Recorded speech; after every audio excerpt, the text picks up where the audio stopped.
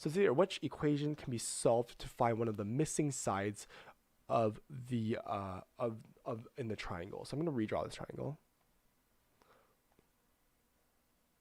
And it's saying this here is A, this here is B, this is 12, and the points are A, B, and C, and this is a right angle triangle. So which equation can be solved to find one of the missing lengths of the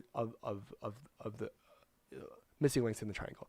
And I'm giving 4 options here, cos 60 for all of them, and then these are all varied, right? So I'm going to say, which means our answer has to be cos 60, right? So cos 60, and this here is our 60 degrees angle, right? Or I can say it's cos B, right? So cos B equals, again, cos B equals, again, I have here, what does cos mean? Cos is SOHCAHTOA, so ka is AH, which means it's adjacent over hypotenuse, right? So you get adjacent over the hypotenuse.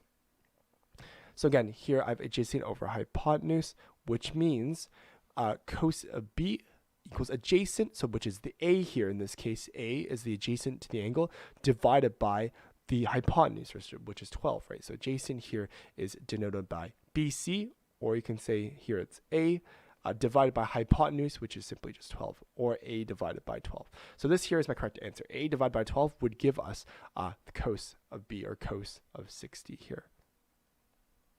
Cos 60 here.